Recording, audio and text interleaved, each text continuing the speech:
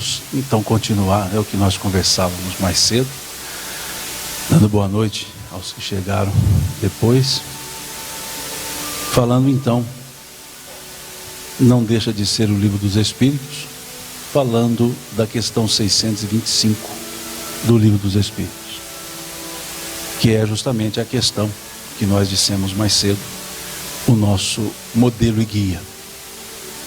Kardec faz essa pergunta aos espíritos para buscar uma resposta de referência.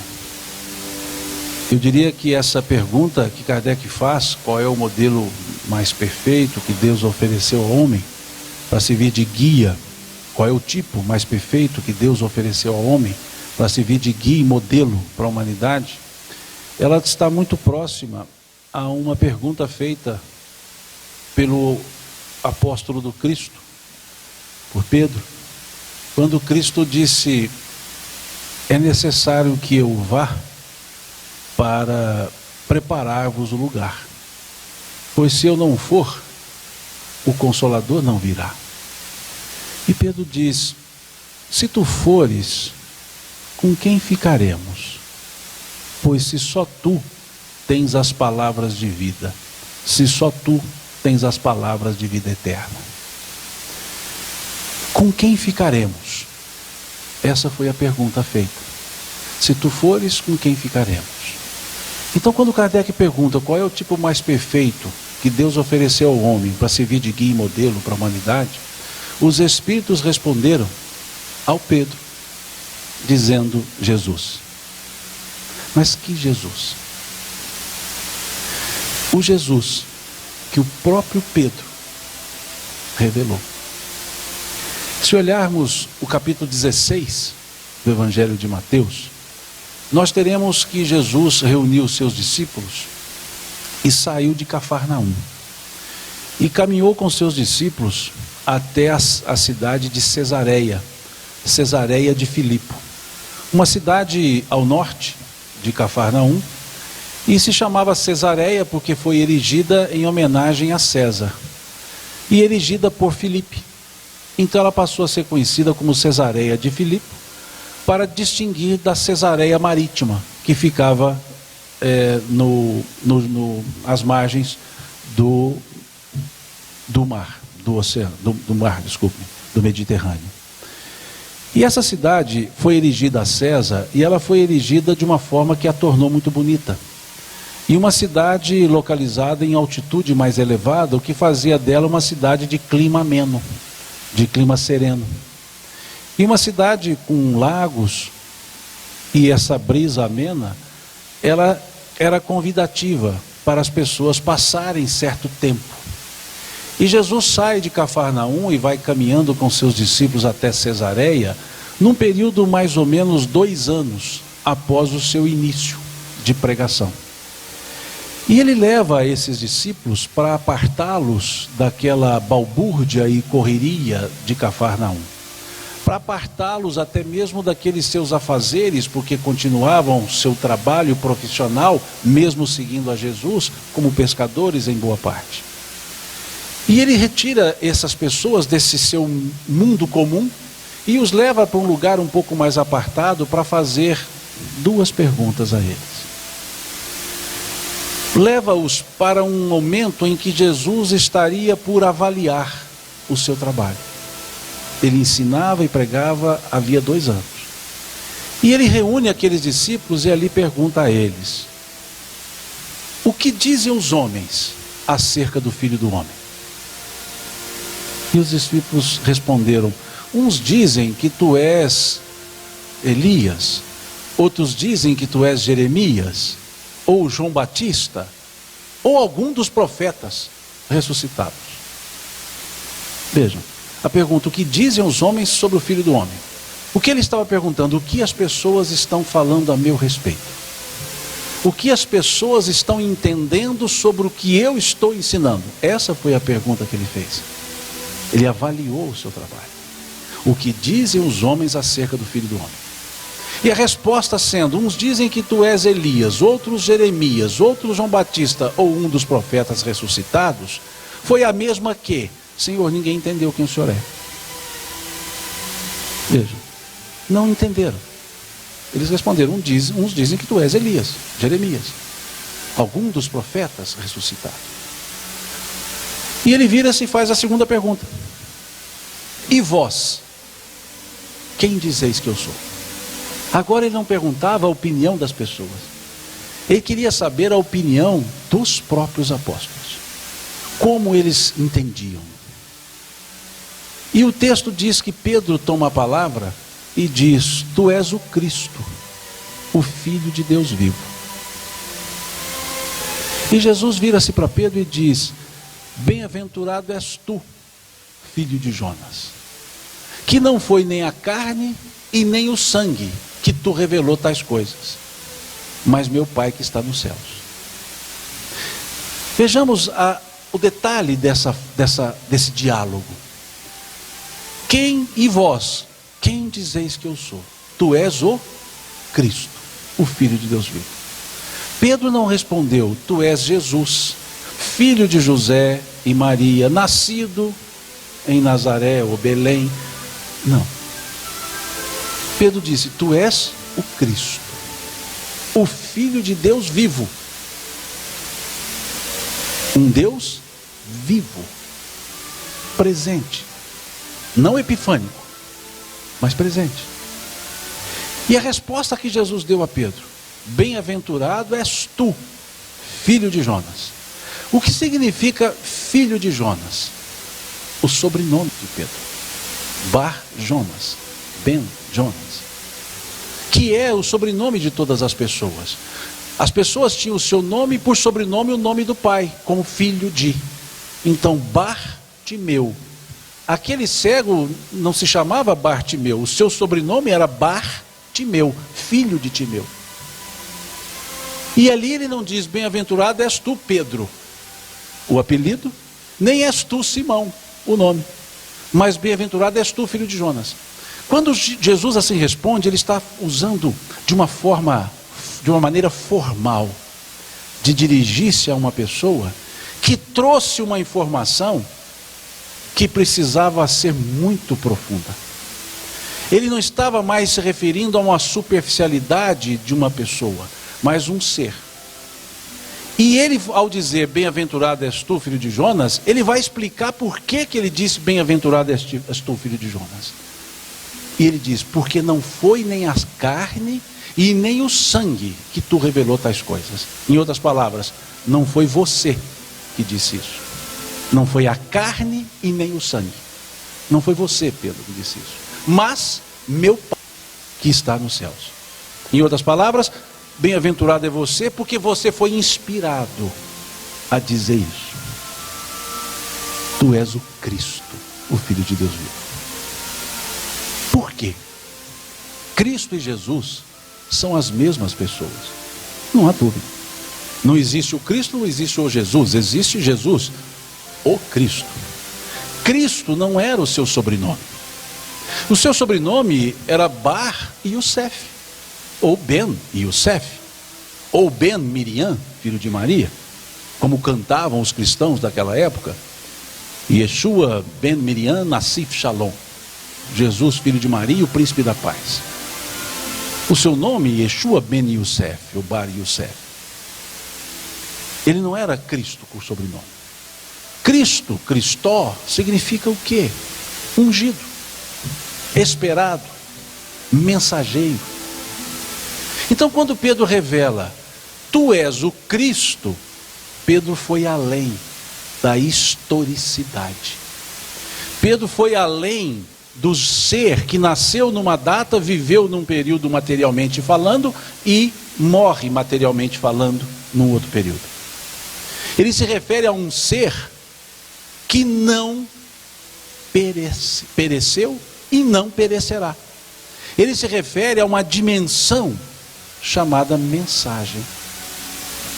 Quando ele diz tu és o Cristo, ali não foi para dizer pessoa, foi para dizer missão. E quando então Pedro em outro momento perguntou com quem ficaremos, pois só tu tens as palavras de vida eterna, ficaremos com as palavras, que é o Cristo, que é o mensageiro. Esse não nasceu em uma data, esse depende. Quando Jesus nasceu, não se sabe. Sabe-se quando não nasceu, ou seja, que não foi 25 de dezembro, é claro que não foi. Mas quando foi, não se sabe.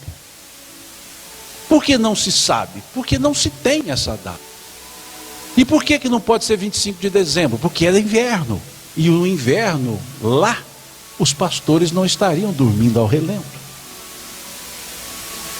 Porque é um período em que não se viaja. Então não é.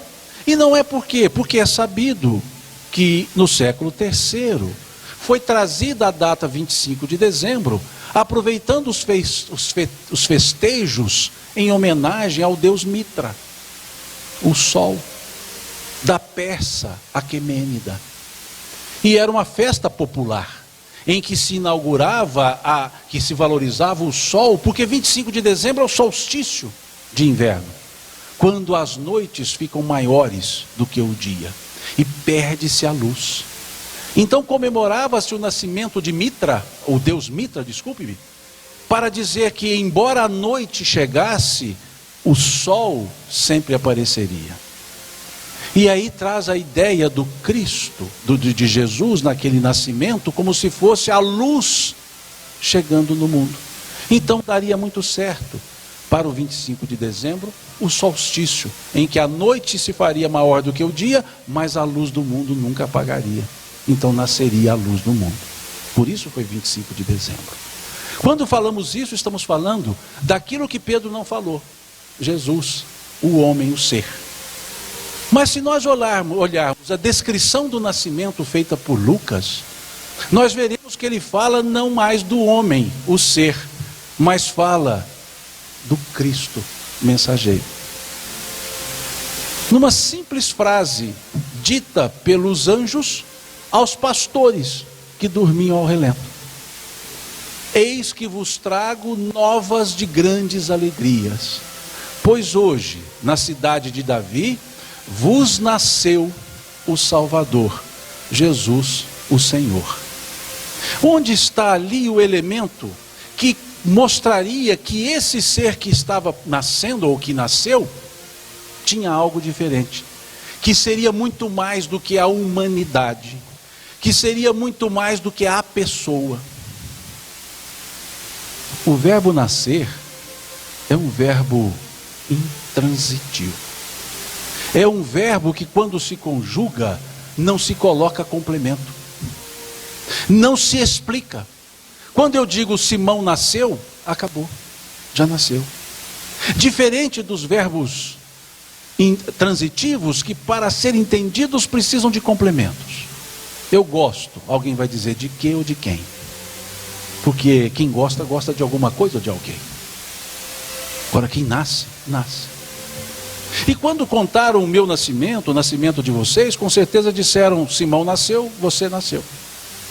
Mas quando os pastores ouviram, os anjos contaram o nascimento de uma outra forma. Disseram: vos nasceu.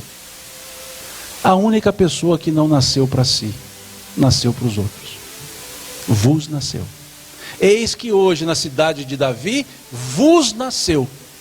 Nasceu para vós. E aí já fala então daquele ser que não morreria. Daquele ser que, se nasceu para as pessoas, ficará sempre com as pessoas. E que ser é esse? Jesus. Mas em que dimensão? Crística. Ou seja, os seus ensinos. Esse ser, ele nasceu para Pedro lá nas margens do mar da Galileia, quando convida a Pedro a segui-lo. Para André, da mesma forma. Ele nasceu para Levi, quando encontrou Levi lá coletando impostos e o chamou para segui-lo.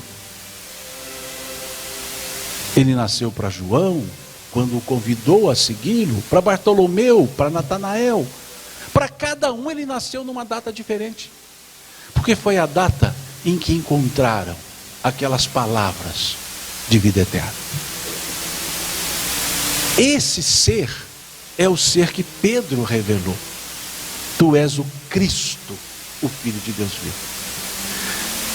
A ideia era justamente dizer que esse ser, ele veio com um propósito: soerguer as pessoas através dos seus ensinos, através da mensagem.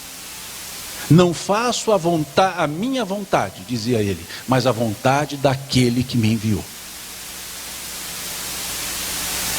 O Filho de Deus vivo. E ele diz a Pedro: não foi você, Pedro, porque isso é muito maior do que você. E na mesma passagem, Pedro já dá outra demonstração. Quando Jesus então recebe essas respostas, o evangelista então escreve: a partir de então, começou Jesus a mostrar aos seus discípulos que convinha ir a Jerusalém, padecer dos anciãos, ser morto e ressuscitar ao terceiro dia. Veja, a partir de então, a partir daquelas respostas das pessoas que não entendiam, ele então entendeu que precisava ter outro tipo de atitude. E a atitude seria a imolação. Se a resposta à primeira pergunta fosse: todo mundo está dizendo que tu és o Cristo, o Filho de Deus vivo, para que imolação? Tinha cumprido o seu trabalho, vou aproveitar mais um tempinho. E ia passear pelo mundo. Mas como a resposta foi: não entendeu, ou a humanidade, as pessoas não entenderam, uma outra atitude: a imolação. Começou a dizer aos seus discípulos que convinha ir a Jerusalém. E Pedro, diz o texto, tomando-o de parte, começou a repreendê-lo, dizendo: de modo nenhum deixaremos que te aconteça isso. E Jesus responde a Pedro: afasta-te de mim, Satanás, que me é motivo de escândalo. O mesmo Pedro que naquele momento diz: tu és o Cristo, lá um pouquinho à frente Jesus diz a ele: Satanás. Por isso ele disse que ele foi inspirado, porque não é o Pedro, é o que ele disse que é a pedra angular de toda a cristandade. Essa é a revelação de Pedro: tu és o Cristo. E aí então ele diz: diz o Cristo, esta pedra edificarei a minha eclésia, a minha igreja, e as portas do inferno não prevalecerão sobre ela. Veja, sobre esta pedra, que pedra? A ação que foi feita: tu és o Cristo, o Filho de Deus vivo, e não sobre pessoas.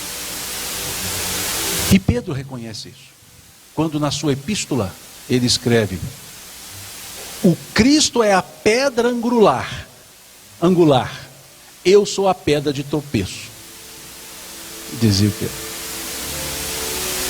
Porque a revelação foi Kefas e Kefos. Tu és Kefos, rocha, e sobre essa pedra edificarei a minha igreja. Sobre a fala, a revelação. E é isso que faz o Cristo sempre presente. Esse é o modelo e guia. Mais do que saber sua história, devemos conhecer os seus ensinos. Mais do que onde Jesus nasceu, é que ele vos nasceu. Mais de que se foi em Belém ou se foi em Nazaré, o que interessa é que ele nasceu. Porque os que entendem que nasceu em Belém, provam que ele nasceu em Belém. A exegese que entende que nasceu em Nazaré, prova que ele nasceu em Nazaré. Se ele tinha irmãos ou não tinha irmãos, o importante é que ele nasceu, cresceu e ensinou. Tudo no momento certo.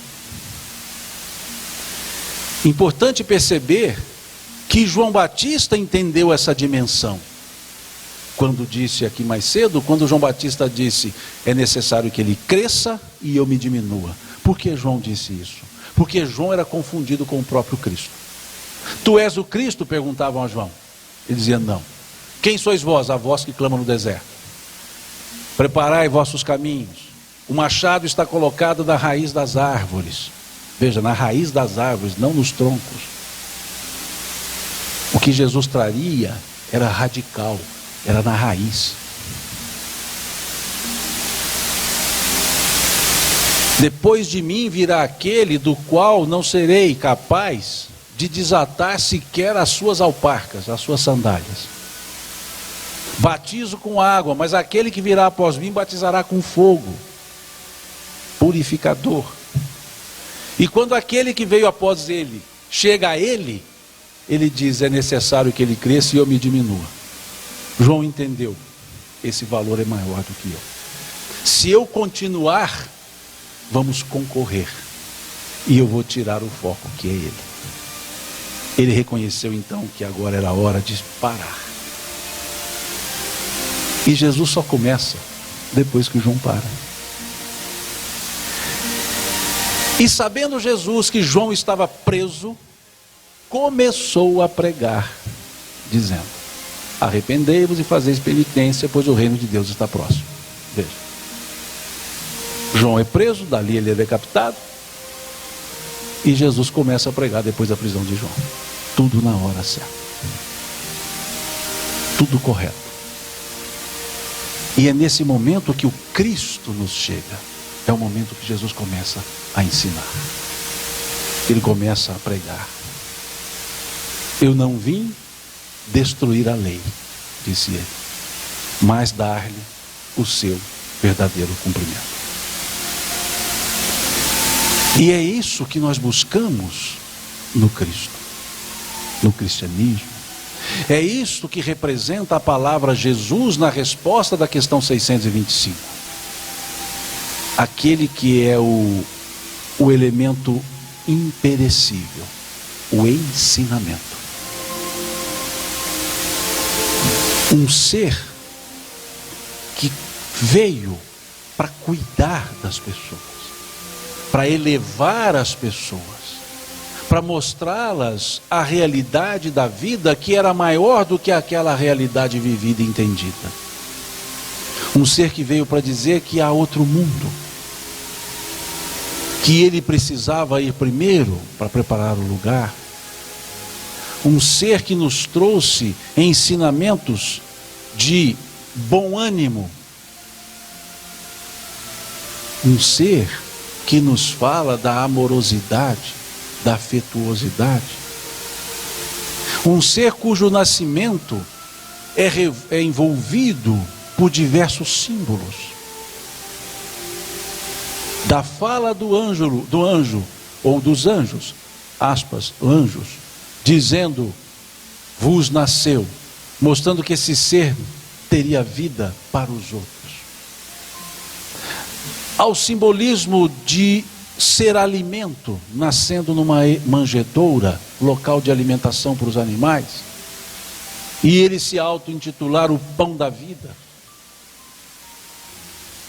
Um ser reconhecido como um rei ao receber um ouro, um ser reconhecido como um sagrado ao receber um incenso, e um ser que muito lutaria ao receber a mirra, que era o perfume utilizado para fazer as últimas encomendações fúnebres.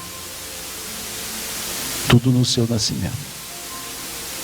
Um ser para aqueles que tinham olhos de entendê-lo como o Senhor da vida, como Simeão, que o recebe no templo, e quando o recebe, fita os olhos e diz: posso agora morrer, pois meus olhos viram a salvação. Esse é o Cristo, que não se ocupava de coisas menores do dia a dia, coisas menores dos ressentimentos. Um ser que queria enxergar sempre o além e mostrar para as pessoas esse além. Um ser que não queria apartar ninguém do seu viver, mas queria mostrar uma outra forma de viver. Um ser que convivia com as pessoas, fossem elas boas, não boas. Um ser que não se colocava acima das outras pessoas, embora o fosse. Um ser que abdicava do seu tempo para cuidar do tempo dos outros, como vemos na passagem do centurião, em que diz que Jesus estava sentado à sombra, em outras palavras, descansando do sol escaldante da Palestina, de Israel. Sentado à sombra, e lhe chega um centurião, dizendo: Senhor, meu servo está doente em casa. E Jesus lhe responde: vamos até sua casa. Em outras palavras, não vou me descansar, porque alguém está precisando de mim. Vamos até sua casa. Ele não diz: espere um pouco até eu me descansar. Ele não diz: busque o seu servo. Ele diz: vamos até sua casa. Mostrando-nos que quem quer ajudar não cria condições, vai onde precisa. E quando ele assim o diz, o centurião lhe diz: não, Senhor, eu não sou digno de que entres em minha casa. Eu sou comandante, e se dou ordens aos meus, eles cumprem, estando eu perto ou longe deles. O Senhor, tu tens os teus exércitos, dize uma só palavra daqui, e meu servo será curado. E Jesus vira-se para ele, esse centurião, e diz: grande é a tua fé, vai que teu servo está curado.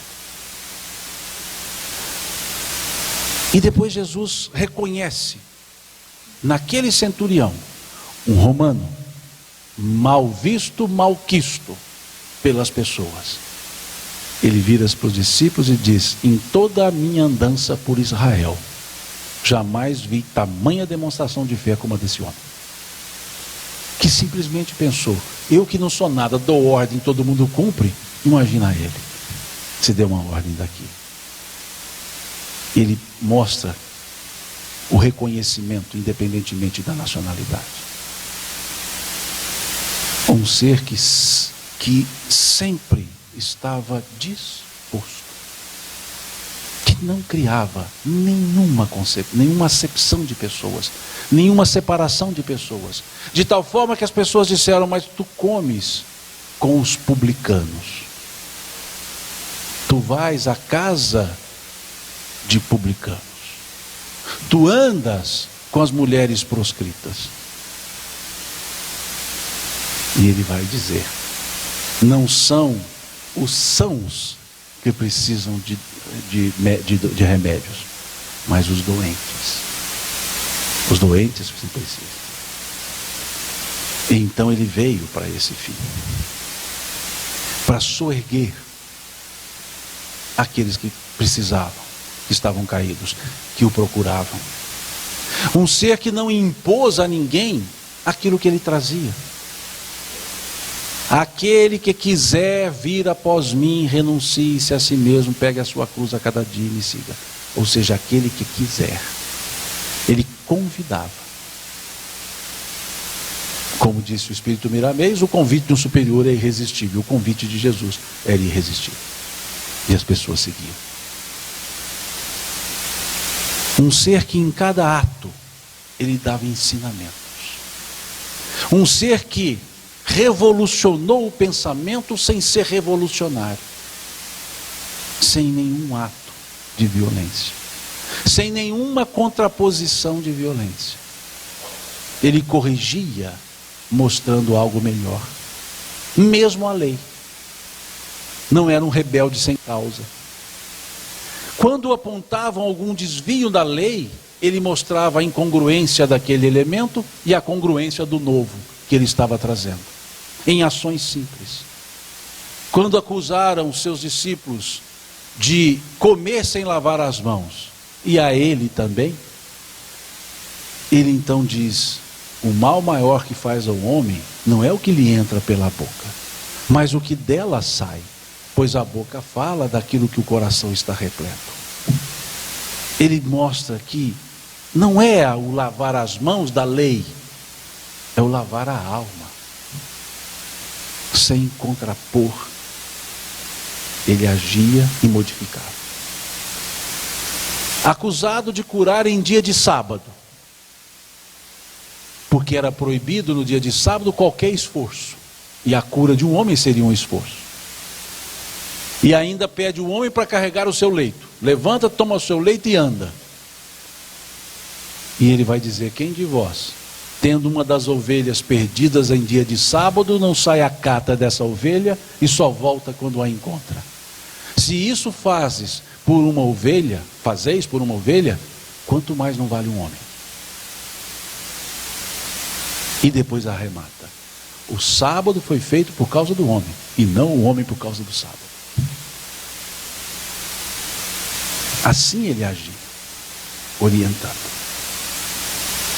3 elementos eram significativos na sua vida: a humildade, o amor e o exemplo. A humildade de saber a hora de agir. A humildade de reconhecer o seu lugar. Não ficar aquém, não ir além. Quando foi chamado por mestre, que lavava os pés dos discípulos, e Pedro retira o pé e diz: mestre e Senhor nosso, nós é que sabemos essas coisas e devemos fazê-las. Jesus diz a Pedro: vós me chamais mestre e Senhor e dizeis bem, eu sou. Mas ele foi encontrado por um jovem que lhe chamou de bom senhor. E ele responde ao jovem: por que me chamais bom? Bom só há um, Deus que está nos céus. Quando ele foi chamado por bom, ele não aceita o título. Quando ele foi chamado por mestre, ele aceita o título, mostrando que era humilde. Porque se ele dissesse não sou mestre, ele seria hipócrita, porque ele era mestre. Mas ele entendeu que com relação àquelas pessoas ele ensinava, mas a bondade para ele era Deus. O humilde sabe a posição que ocupa, não fica aquém para ser omisso, e não vai além para ser intransigente. Aprendei comigo, dizia ele, que sou manso e humilde de coração. Mostrando que muitas vezes nós confundimos a humildade com simploriedade, com timidez. E ele não era assim. Ele não ia quando não era chamado. Ele não falava quando não era perguntado. Ele não se intrometia. Ele atendia. Ele chamava a atenção quando era necessário.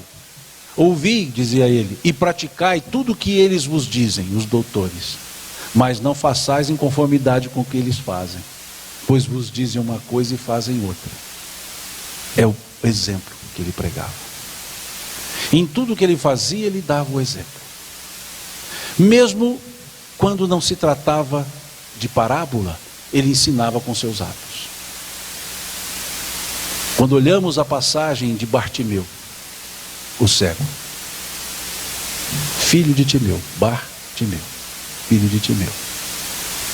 A passagem é um fato, mas que Jesus utiliza para nos trazer ensinos. O evangelista capta de uma forma muito sensível o acontecimento. Escreve o evangelista Lucas e também Mateus que Bartimeu, um cego de nascença, estava sentado à beira do caminho. E sabendo que Jesus passava, começou a gritar e a clamar: Senhor, filho de Davi, tenha compaixão de mim. E as pessoas incomodadas com o seu clamor admoestavam Bartimeu. E quanto mais ele era admoestado, mais alto ele gritava. E Jesus, ouvindo Bartimeu, parou e mandou que o chamassem. E chegaram a Bartimeu dizendo: tem bom ânimo, ele te chama. E Bartimeu se levanta, joga fora a capa e vai ao encontro de Jesus. E chegando a Jesus, Jesus lhe pergunta: que queres tu que eu te faça? E Bartimeu prontamente responde, que eu veja. E Jesus diz, grande é a tua fé, vê. E Bartimeu viu e passou a seguir a Jesus pelo caminho. Uma passagem, mas que Jesus utiliza e vai ensinando. E aquele evangelista vai captando e escreve e passa para as outras pessoas. Que ensino. Bartimeu, sentado à beira do caminho, cego, não enxergava, não sabia discernir o caminho, então estava à margem. E estando à margem, estava acomodado, sentado. Faltava-lhe um sentido, o ver, por isso não podia escolher, ficava sempre à margem do caminho. Mas usando um outro sentido que ele tinha, audição, vindo que Jesus passava, começou a gritar e aclamar. Gritar e aclamar. Gritar é o ato do barulho, clamar é dizer o que quer. E ele gritava e clamava, para nos dizer que muitas vezes ficamos acomodados com aquilo que nos falta e não usamos aquilo que nós temos. E quando estamos acomodados, ficamos à margem do caminho. Mas se usarmos o que nós temos, entendermos o mecanismo de viver, nós podemos clamar e dizer. Mas quando Bartimeu se esforça para fazer isso, ele é admoestado. E quando ele é admoestado, mais alto ele grita. Quantas vezes nós precisamos agir mais do que os reveses da nossa vida? Quantas vezes nós nos propomos a fazer algo, a crescer, a melhorar, as situações dificultam e nós quietamos. Mas Bartimeu grita. Grita a tal ponto que Jesus ouve. Jesus simboliza a vida. É como se disséssemos que a vida nos ouve quando nós nos mostramos para ela. E Bartimeu consegue um feito. Jesus significa a vida e a vida é sempre um movimento. A vida não é estática. A vida não para. E quando Jesus grita, diz o evangelista, e Jesus ouvindo, parou. Forte o seu clamor, ele consegue fazer Jesus parar. Mas Jesus não vai até ele. Jesus manda chamá-lo. Porque a vida não nos vem, a vida nos manda recado. Basta nos entendermos. E manda chamá-lo e as pessoas disseram, tem de bom ânimo, Jesus, ele te chama. A vida sempre manda recado, tem de bom ânimo. E ele levanta-se. Sai da acomodação, levanta-se. Joga fora a capa. O que significa a capa? Senão as aparências. Joga fora as aparências. Porque o encontro com o Cristo é de coração para coração. Joga fora a capa e vai ao encontro. E quando chega, recebe uma pergunta. A vida sempre também nos pergunta o que nós queremos. E ele responde, que eu veja. Aquilo que ele precisava, ele sabia o que pedir. Aquilo que ele precisava para discernir. E Jesus diz, vê, ele vê. E diz o evangelista que a partir de então, começou a seguir a Jesus pelo caminho. E começa a passagem, ele sentado à beira do caminho. E termina a passagem pelo caminho.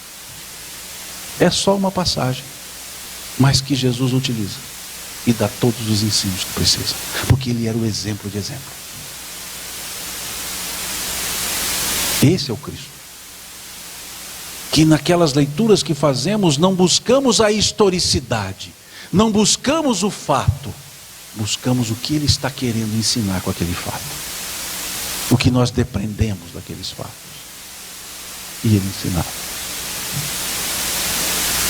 Ele ensinava as pessoas a desenvolver a própria fé. Caminhando sobre as águas, apresenta-se aos apóstolos, os apóstolos com medo por se tratar de o termo do evangelho, um fantasma. E Jesus diz, não temais, sou eu. E Pedro diz, manda-me a ti. Ou seja, já que é o Senhor, me manda aí que eu vou. E ele então diz, vem, e Pedro começa a caminhar sobre as águas. E Pedro começa a afundar, porque se tem medo. E Jesus o pega pela mão, levanta e diz: homem de pequena fé. E Pedro se fortalece com Jesus. E num dado momento, Jesus contando do seu tormento, da sua imolação, dizendo que estava para ir para Jerusalém, seria preso, seria açoitado e morto, e um trairia. E aí ficam dizendo: serei eu, serei eu, serei eu. E Pedro diz: nunca te abandonarei. Irei contigo onde fores, até a morte. E Jesus vira-se para ele e diz: Pedro, Pedro, os espíritos das trevas querem fazer-te cair, querem fazer-te dobrar, como o vento dobra o trigo. Mas eu orei ao Pai para que a tua fé não desfaleça. E te digo, hoje ainda, antes que o galo cante, negar-me-ás 3 vezes. Ele entendia o limite das pessoas. E Pedro nega. E esse mesmo Pedro, depois de Jesus, já no mundo espiritual, entrando no templo de Formosa, subindo a escadaria com João, um termo do Evangelho, um paralítico, lhe pede uma esmola, e Pedro diz: ouro e prata eu não tenho, mas o que eu tenho eu te dou. Em nome de Jesus, o Nazareno, levanta e anda. E diz o texto: e o homem levantou-se e foi dançando e cantando e louvando a Deus. Jesus sabia que Pedro desenvolveria essa fé, mesmo lá afundando de pequena fé. Ele sabia o final, e entendia as pessoas, e respeitava o tempo das pessoas. Esse mesmo Jesus que foi traído por um, negado por outro e abandonado por mais outros, porque dos 12 que ele escolhe a dedo, um trai, um nega e 9 fogem quando ele é preso. Tudo gente boa. E ele é crucificado. E ele apresenta-se depois para esses discípulos. E diz o que a eles? A paz esteja convosco. Se fôssemos nós, talvez nós diríamos: agora vocês vão ver. Ele entra em Jerusalém, saudado pelas pessoas, ovacionado, aplaudido. Pessoas colocam tapetes nas ruas para ele passar, jogam-lhe incensos, perfumes, estendem, além dos tapetes, colocam ramos para que ele possa pisar nas pedras. E passam-se alguns dias, essas mesmas pessoas dizem assim: crucifique-o. E ele é içado à cruz, e dali, olhando as pessoas, o que ele diz? Pai, perdoa-lhes, eles não sabem o que fazem. Se fôssemos nós, pode deixar, estou te vendo. Esse era o Cristo, que não trabalhava com sentimentos que não fossem nobres. O ser que tinha todos os motivos para se magoar e nunca se magoou. O ser que conversa com Pedro depois da sua negação. No meio de todas as pessoas, ele conversando, ele para, diz a Pedro: Pedro, tu me amas? E Pedro fala: Senhor, amo-te, apacenta as minhas ovelhas. Continua a conversa. Depois volta-se para Pedro e fala: amas-me mais do que estes? Veja, amas-me. Agora, amas-me mais do que este? Pedro já fica preocupado. Ele já fala: amo, Senhor, tu sabes que te amo, apacenta as minhas ovelhas. E mais no final ele diz: Simão, filho de Jonas, o nome inteiro, amas-me mais do que todos? E aí Pedro, ouvindo isso, chora, porque Ele era Pedro nas duas outras perguntas, o apelido. Agora essa terceira era a sua personalidade toda que estava sendo chamada. E eu sei bem o que é isso. Porque quando minha mãe me chamava pelo apelido, eu ganhava alguma coisa. Quando ela me chamava por Simão, alguma coisa eu faria. Quando ela me chamava por Simão Pedro, alguma coisa eu tinha feito.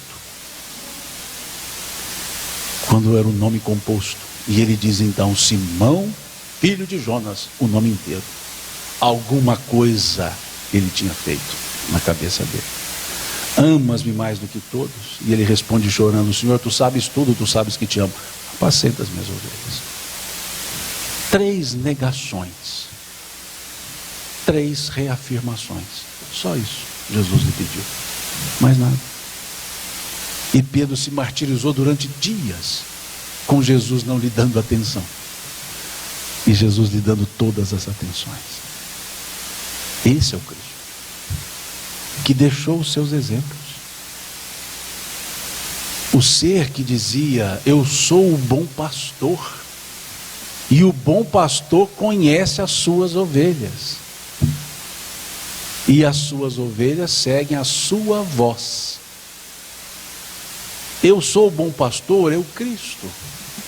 A sua voz são seus ensinos, e as ovelhas estamos nós, tentando seguir a sua voz. Eu sou a videira, e o ramo que não está na videira perece. Ele sempre se colocava ali para as pessoas. Um ser que demonstrou o que é amar, não por palavras e nem por atos intencionais, mas por atos naturais. Como naquele momento que a mulher que padecia de uma hemorragia há 12 anos, uma mulher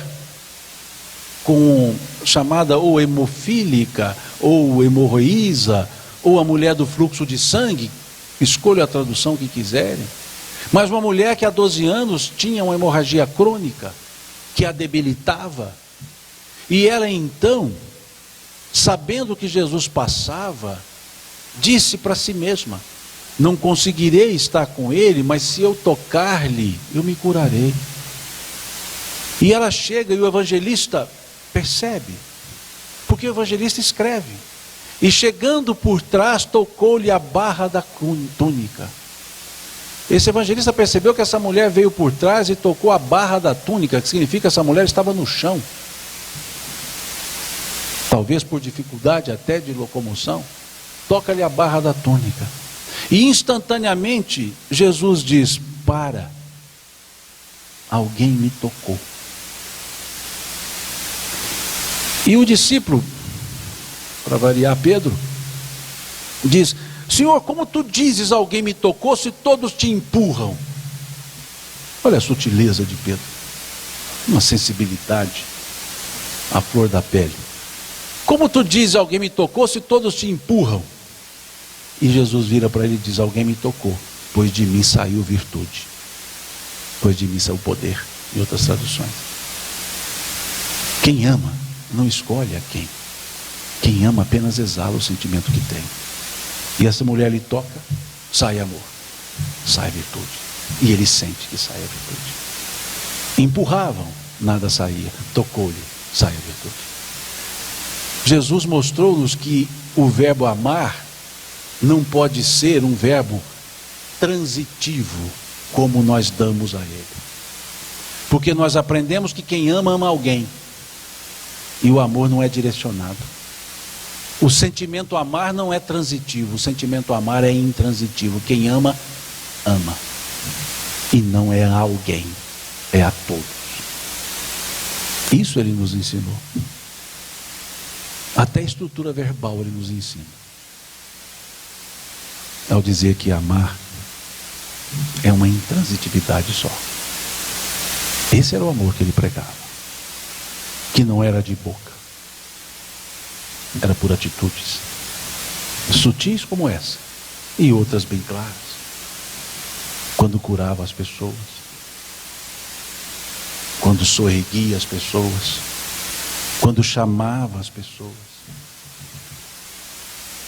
e reserva um tempo para fazer uma oração belíssima, que foi captada pelo evangelista João, e ele a escreve, e está no capítulo 17 do Evangelho de João. O capítulo 17 todo é uma oração só, feita por Jesus. Uma oração que Jesus faz para os seus discípulos, pedindo pelos seus discípulos, pedindo a Deus pelos seus discípulos, para fortalecer os seus discípulos.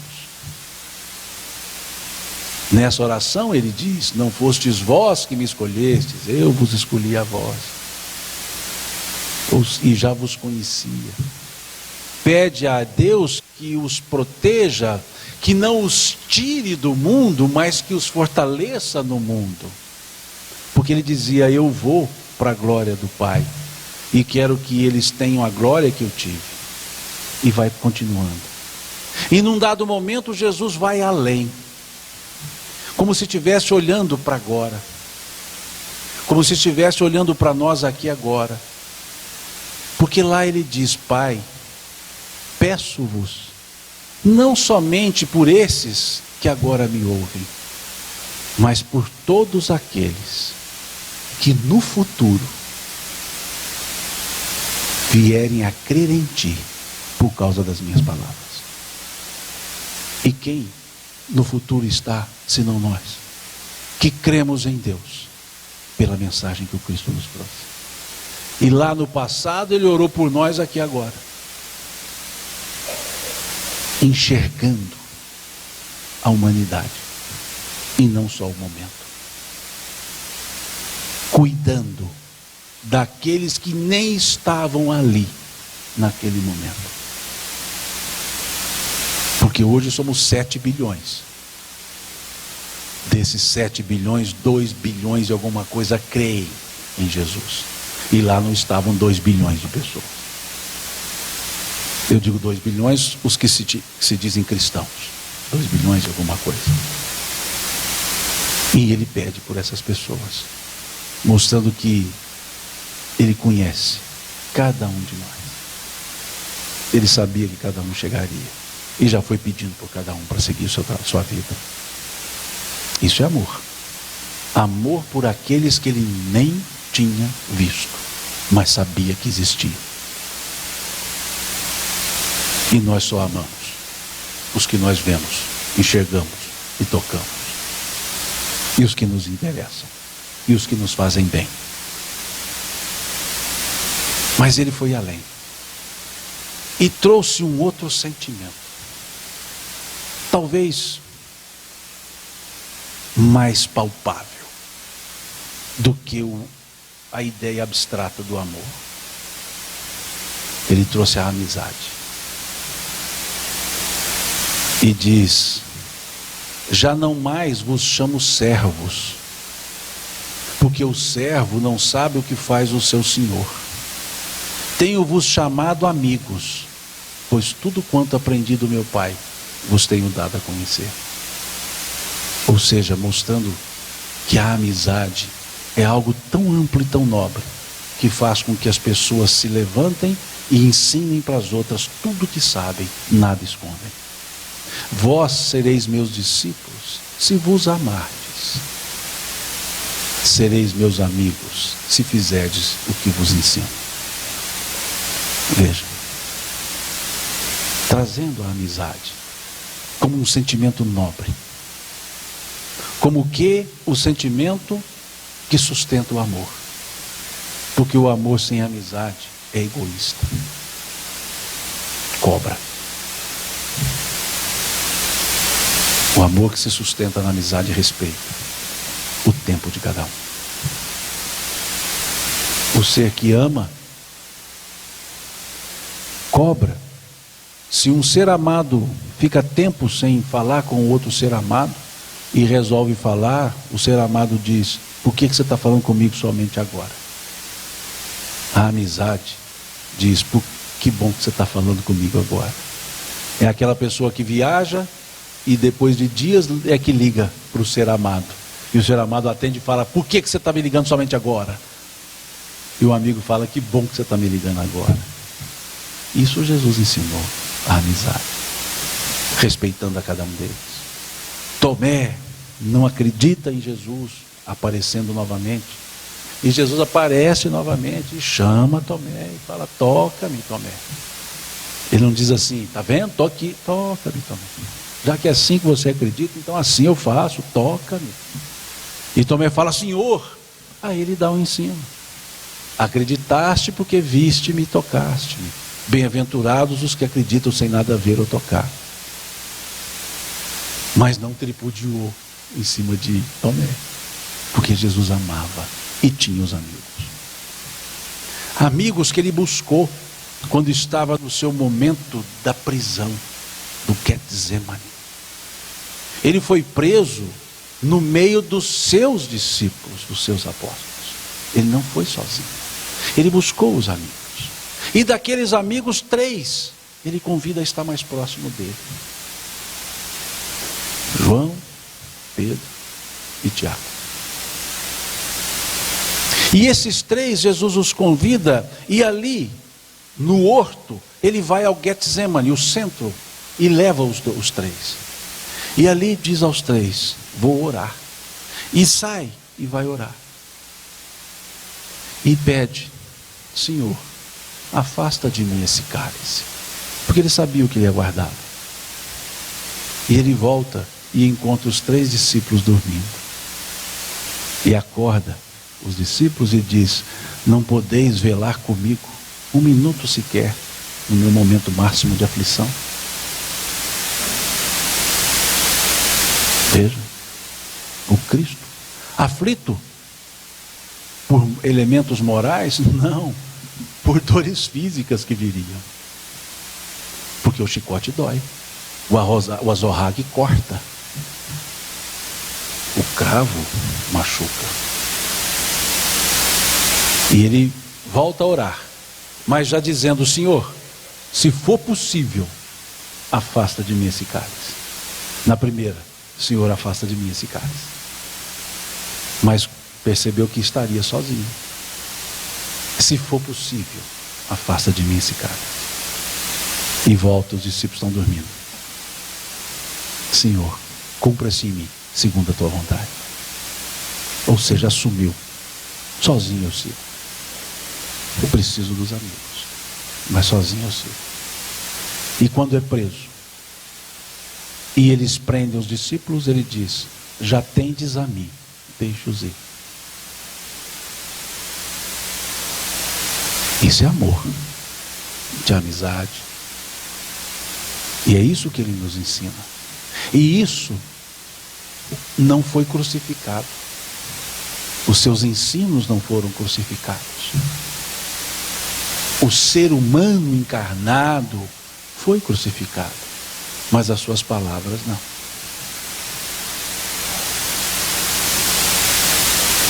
E naquele momento da cruz, muitos confundiram a sua fala. Quando ele diz: Eli, Eli, lama sabachthani, meu Deus, por que me desamparaste? Não é nenhum reclame. Esse é um salmo que as pessoas diziam no momento da entrega.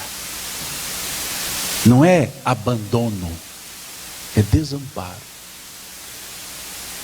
E tão logo diz, a frase seguinte é: tudo está consumado. Fiz o que tinha que fazer.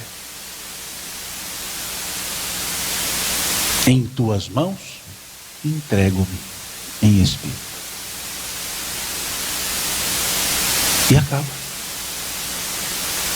A história de um homem, mas não a mensagem de um Cristo que continuou.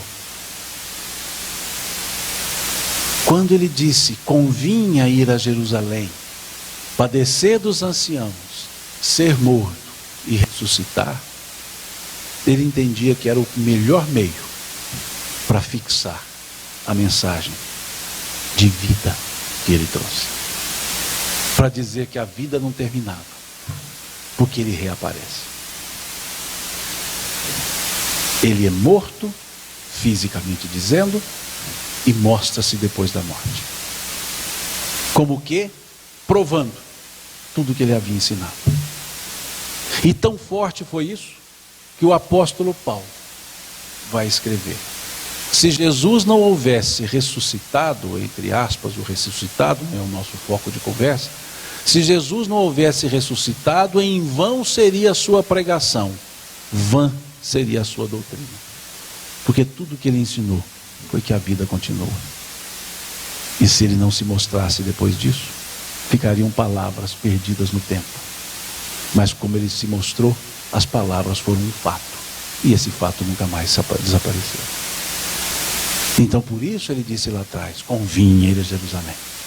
Porque não tinham entendido o que ele havia ensinado até então. Outro caminho ele tinha que seguir. Veio não para morrer na cruz, veio para ensinar, e para tanto morreu na cruz. E esse ensino ficou. Ensinos de acalento.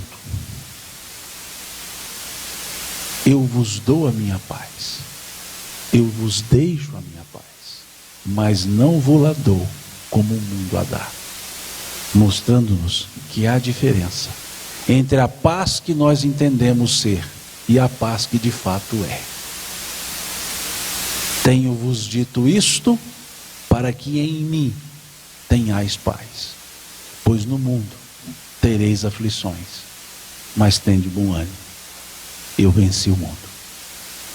Mostrando-nos que a paz independe do que o mundo dá, mostrando que a paz independe do que acontece, mostrando que a paz é um sentimento interno, é uma disposição, é uma atitude ante os fatos. No mundo tereis aflições, mas eu venci, tende bom ânimo, eu venci o mundo. Mostrando que ele nos trouxe a sua paz, a paz contida nos seus ensinos, a paz que passou a ser inscrita na consciência. E Emmanuel, com a sua característica de entender as sutilezas dos ensinos do Cristo, no capítulo 136 do livro Fonte Viva, ele vai dizer: a paz decorre da quitação da consciência para com a vida. Entendendo aquela paz que Jesus havia dito: não vou-la dou como o mundo a dá. E quando Emmanuel comenta, ele diz: a paz costuma ser confundida com preguiça rançosa. E Jesus mostrava que a paz não era isso, que no mundo nós teríamos aflições, mas que tivéssemos bom ânimo, porque ele havia vencido o mundo. Então era possível assim também vencer. Quando se despede dos seus discípulos, ele diz: eis que estarei convosco até a consumação dos séculos. E nós podemos perceber essa presença do Cristo todas as vezes que trazemos os seus ensinos para a utilização na vida. Podemos nos lembrar das passagens, não como fatos históricos, mas como elementos de ensino e bom ânimo para seguirmos o nosso caminho. Como na passagem em que Jesus acalma a tempestade. Não o fato de acalmar a tempestade, não o fato de aplacar os ventos, mas o fato da frase que ele disse quando ele foi acordado pelos discípulos, que, experientes no trato com o mar, tinham medo de naufragar, tamanha tempestade que estava. E Jesus dormia na tempestade. E eles acordam-no dizendo: Senhor, vamos morrer. Uma forma agradável de acordar as pessoas. Senhor, vamos morrer, vamos perecer. E Jesus diz a eles: por que temeis? Não estou aqui convosco? Veja, por que temeis? Se ouvimos aquela frase, estarei convosco até a consumação dos séculos, e os séculos não se consomem, em outras palavras, estarei convosco para sempre, por que tememos? Antes as tormentas do mar da vida. Basta que lembremos dessa passagem e ouçamos a sua voz dizendo: por que temeis? Não estou convosco? Não vos deixareis órfãos, dizia ele. E por que temer? Por que se sentir órfão? Se ele disse: não vos deixareis órfãos, voltarei para vós. Esse é o Jesus. Esse é o Cristo. Esse ser é a resposta da questão 625 do Livro dos Espíritos. Qual o tipo perfeito que Deus ofereceu ao homem para servir de guia e modelo para a humanidade? Jesus, o Cristo, Filho de Deus vivo. E esse título não lhe vem por acaso ou por vontade de outros. Esse título, Jesus explica por que ele o tem. Por que ele é chamado Filho de Deus. E onde ele explica isso? Nas bem-aventuranças. Quando coloca a escala das bem-aventuranças. 7 degraus de virtude. Que começa com a humildade e termina lá na pacificação. E para cada degrau, ele mostra uma recompensa, uma consequência. E nesse sermão, ou melhor, nessas bem-aventuranças, são 9, mas 7 são virtudes, e a 8ª e 9ª são as perseguições. Ele diz, como que um ensino de escala, dizendo: se eu quero atingir a virtude 7ª, eu preciso começar pela virtude 1ª. Eu não tenho como chegar ao degrau 7º, se eu não der o primeiro passo no degrau 1, chamado bem-aventurados os pobres pelo Espírito, os humildes. Mostrando-nos que sem a humildade nós não chegaremos a lugar nenhum. E ele diz: bem-aventurados os pobres pelo Espírito, porque deles é o reino dos céus. Ou seja, as portas se abrem. Os caminhos são vários para aquele que tem a humildade, para aprender a caminhar. A humildade não é a maior das virtudes. Ela é a primeira, não é a última das virtudes, desculpe-me. Ela é a primeira das virtudes. Porque sem ela, nenhuma outra se desenvolve. Então ela não é a melhor das virtudes, mas é a chave que abre todas as outras virtudes. Por isso ela é o primeiro degrau. Sem esse degrau, não chegaremos a nenhuma outra virtude. Queremos pacificar o mundo, que é o 7º degrau. Mas se não dermos o passo no primeiro degrau da humildade, não dá para chegar no 7º. E o 2º degrau, a 2ª bem-aventurança. Bem-aventurados que choram, porque serão consolados. Um ser que não é humilde, não entende o valor do sofrimento. Em outras palavras, bem-aventurados resignados, os que choram. Porque o ser que sofre e não é humilde, ele reclama do sofrimento, ele lamenta do sofrimento. O ser que não é humilde e sofre, ele se sente vítima. O ser que é humilde entende que há algo que justifique aquele sofrimento. E ele se resigna ante o sofrimento. E busca a saída do sofrimento. E não o imputa a Deus. Entende que se sofre, algo foi feito. O sofrimento é consequência. Então é preciso ser humilde para entender o valor do sofrimento. Pois aquele que sofre sem ser humilde, sofrerá sempre. Porque nunca entende como fazer para libertar-se. Ele não se reclina, ele não se dobra, ele se mantém implacável para o sofrimento. Não resistais ao mal, dizia Cristo. Então por isso é a segunda. A resignação só surge como virtude naquele coração que primeiro é humilde. O ser resignado é humilde. E uma vez humilde e resignado, bem-aventurados os mansos e pacíficos, porque herdarão a terra. Vejam, para que eu possa ter a mansuetude, eu preciso da humildade e saber o valor do sofrimento e ser resignado. Senão não há mansuetude.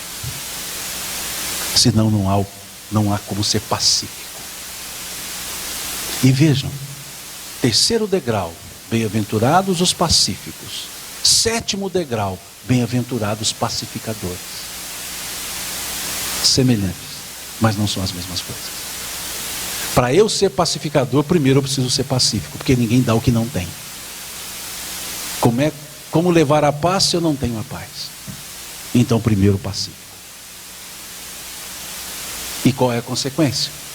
Herdarão a terra, que simboliza a paciência, a serenidade. Mas só pode ser sereno aquele que é humilde e resignado. Senão não consegue ser sereno, ele fica acomodado. Por isso é a terceira virtude, precedida por duas outras. E uma vez humilde, resignado e pacífico, bem-aventurados que têm sede e fome de justiça.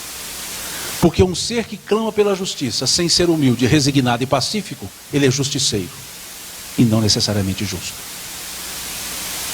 Por isso, na qualificação de atributo de Deus, Deus é soberanamente justo e bom. Porque a justiça sem a resignação, sem a mansuetude, sem a resignação, sem a humildade, ela é vingança. Não há como ter justiça senão por um coração humilde, resignado e manso. E qual é a consequência da sede e fome de justiça? Serão saciados. E uma vez humilde, resignado, manso, pacífico e justo, o quinto degrau, bem-aventurados misericordiosos, porque alcançarão misericórdia. Sem o senso de justiça não há como ser misericordioso, pois poderá ser tendencioso. A misericórdia surge do coração que é justo. E o coração só é justo porque ele é pacífico. E só é pacífico porque ele é resignado. E só é resignado porque ele é humilde. E uma vez misericordioso, justo, pacífico, resignado, humilde. Bem-aventurados os puros de coração. Não há como ter pureza de coração sem ser misericordioso, sem ser justo, sem ser pacífico, sem ser resignado, sem ser humilde. E qual a consequência? Verão a Deus. Como se vê Deus? Disse o Cristo: estava nu, vestiste-me. Contando uma parábola. O Senhor reunirá os teus servos e dirá: estava nu e vestiste-me. Tive fome, deste-me de comer. Tive sede, deste-me de beber. Era preso, foste me visitar. Estava doente, foste me ver.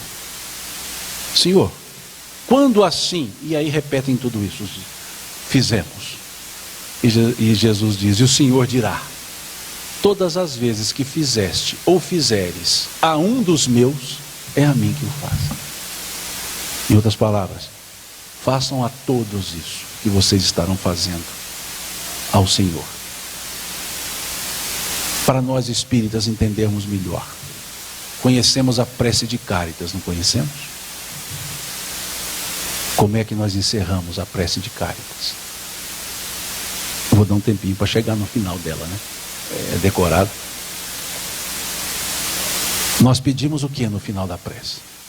Faça de nossas almas um espelho, no qual refletirá a vossa divina imagem.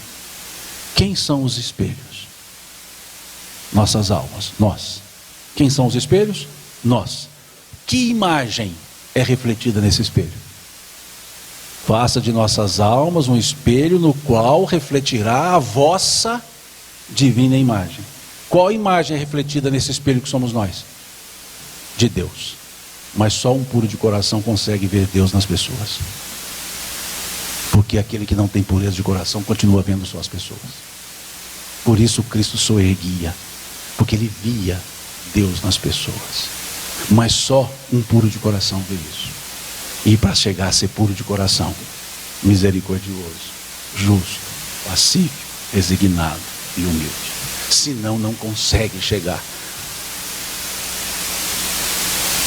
E uma vez puro de coração, 6º degrau, vai-se para o 7º. E aí entendemos porque Jesus era chamado Filho de Deus. Qual é o 7º? Bem-aventurados os pacificadores, pois serão chamados Filho de Deus. E Jesus pacificava. Por isso ele era o Filho de Deus. Ser pacífico é não devolver o mal. Ser pacificador é devolver com bem. E Jesus devolvia com bem. Por isso ele era pacificador.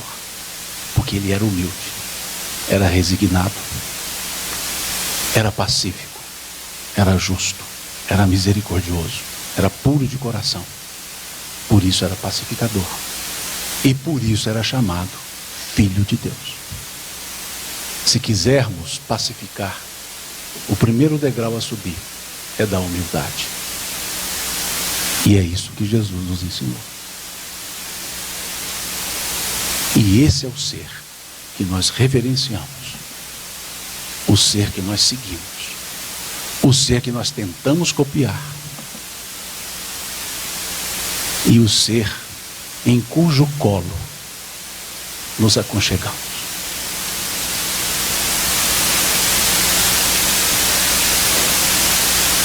E entendemos por quê o apóstolo Paulo conseguiu chegar a dizer: já não sou eu mais quem vivo, mas o Cristo que vive em mim. Quando ele conseguiu pacificar as pessoas e pôde com serenidade ser levado à morte e dizer: combati o bom combate, guardei a minha fé, sou vencedor.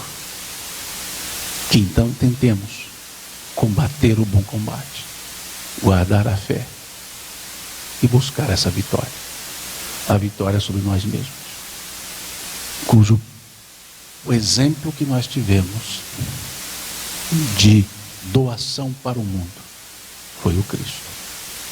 Que essa questão 625 não seja apenas uma retórica ou um convite a estudar a história de Jesus, mas um convite a sentir nos seus ensinos a sua presença constante conosco. Como ele mesmo disse: antes que o mundo fosse, eu já era. Não fostes vós que me escolhestes, eu vos escolhi a vós. E com certeza cada um que estamos aqui, cada um que habita esse planeta, é conhecido do Cristo e foi escolhido por ele. Que a presença do Cristo se faça sempre sentida em nossos corações e que Deus possa sempre nos derramar essas bênçãos e, agradecidos, dizer a Ele: que bom que o Senhor nos ofereceu esse modelo e guia para a humanidade. Que Deus nos abençoe.